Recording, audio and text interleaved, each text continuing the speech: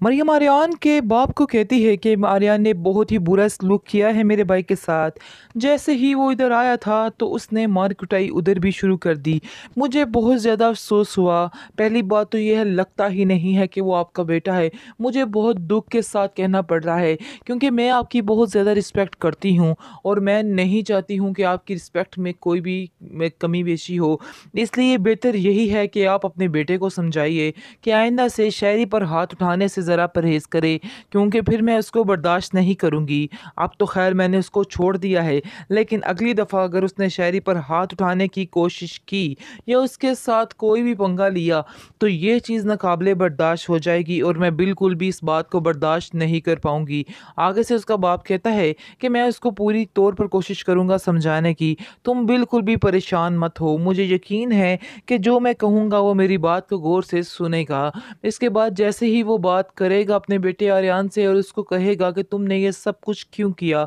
तुम नहीं जानते कि मरियम एक बहुत ही अच्छी लड़की है और तुमने उसके साथ ऐसा क्यों किया? आगे से वो कहता है कि मेरी मरियम के साथ कोई भी जंग नहीं है। अलबत्ता मैं आपको जो बात बताने जा रहा हूँ वो बात आप गौर से सुनें।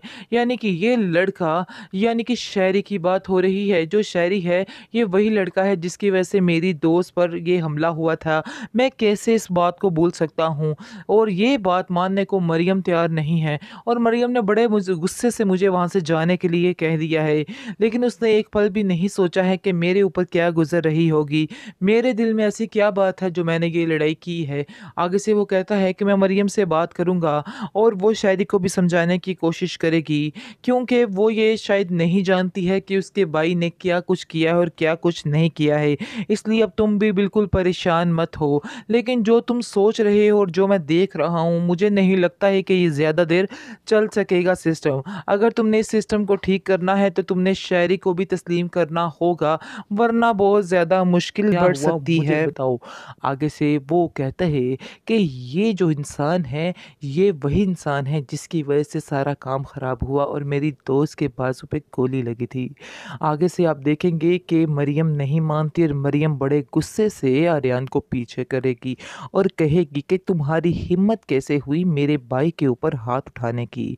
शायद तुम ये बात भूल रहे हो कि ये मेरा भाई है। आगे से आर्यन कहता है कि मैं तुम्हें जो बात बता रहा हूँ, क्या इसमें कोई हकीकत नहीं है? तुम्हें कोई हकीकत नज़र नहीं आ रही? आगे से मरियम कहती है कि मैं फ़िलहाल कुछ नहीं जानती। तुम्हारे लिए बेहतर यही होगा कि यहाँ से चलते बनो, क्योंकि मज़ीद तुम्हारी ये बदतमीज़ी मैं बर्दाश्त नहीं कर पाऊँगी। तुम यहाँ से जा सकते हो। जैसे ही आप देखेंगे वहाँ से जाता है, तो जो मरियम का भाई है वो कहता है कि किस बदतमीज़ से पाला तुमने पाल लिया है, किस किस्म का इंसान है, इसका तो करैक्टर ही ठीक नहीं जिसके साथ तुम बातें कर रही हो सारी ज़िंदगी निभाने की। मुझे तो शर्म आ रही है ये सोचते हुए। आगे से मरियम कहती है कि हाँ, मैं जानती हूँ कि वो ज़िद्दी तो है, लेकिन ऐसे किसी के ऊपर अटैक नहीं कर सकता।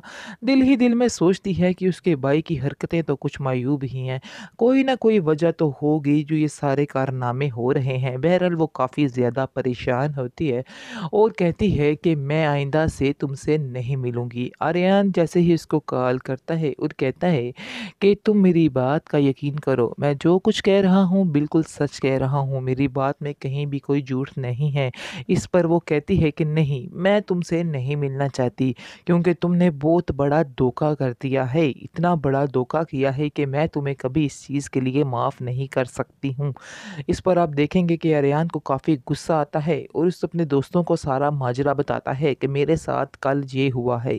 आगे से उसके दोस्त उसको कहते हैं कि तुम परेशान मत हो, मरियम जो है हम उसको समझाएंगे कि हकीकत यही है। आगे से आर्यन कहता है कि नहीं, मेरा उसका गुजारा ऐसे कैसे हो सकता है जब तक वो दिल से मुझे एक्सेप्ट नहीं करेगी। तुम नहीं जानते हो कि मैंने उसकी आंखों में कितना गुस्सा देखा है।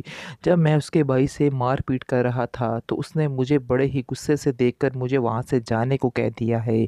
आगे से आप देखेंगे कि आर्यन जो है वो काफ़ी परेशान है और उसके दोस्त उसको तसल्ली देंगे और कहेंगे कि तुम परेशान ना हो, हम तुम्हारे साथ हैं, जो होगा बेहतर ही होगा।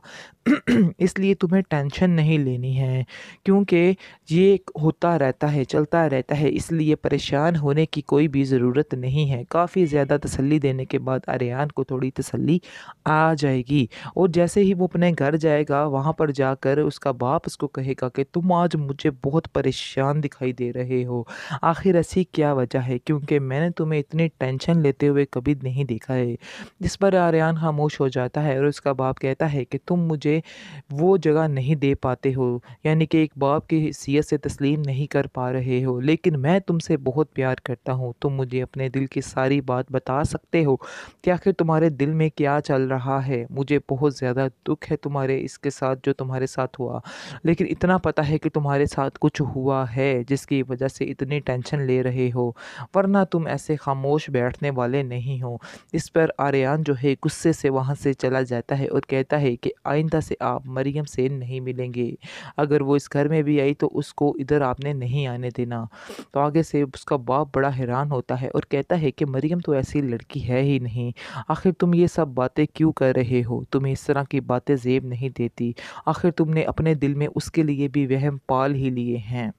नहीं कर रही है, क्योंकि जैसे ही वो उसको अपने घर बुलाती है और कहती है कि मैं तुमसे मिलना चाहती हूँ, या मेरे भाईजान जो कि बहुत ही शरीफ हैं, वो भी आपसे मिलना चाहते हैं, तो बहुत ज़्यादा आर्यन खुश होता है कि वाह जी वाह, इतनी मोअज़्ज़ज़ हस्ती से मिलने जा रहा हूँ। तो वो काफ़ी ज़्यादा एक्साइटेड होता है कि मैं मरियम और उसके भाई से मिलने जा रहा हूँ। पता नहीं मरियम का भाई मुझे एक्सेप्ट करेगा कि नहीं। उसके दिल में बार-बार कोई न कोई ऐसे सवालात उभर रहे होते हैं।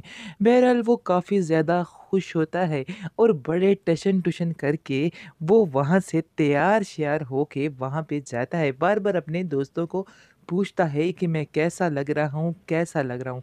आखिर उसके दोस्त कहते हैं तुम बिल्कुल फ़िक्र मत करो, उसका भाई भी तुम्हें ज़रूर पसंद करेगा। टेंशन नहीं लेनी है, बिल्कुल ईज़ी होके जाओ। इसके बाद आप देखेंगी कि जो आर्यन है वो वहाँ से निकल पड़ता है। जाके दरवाज़े पे बेल करता है, टिन-टिन करता है जैसे ही, तो मरियम के दिल की घंटी भी बज जाती है और मरियम जो है वो कहती है कि देखो ज़रा मेरे भाई बाहर कौन आया है? दरवाज़े पे घंटी की आवाज़ आ रही है।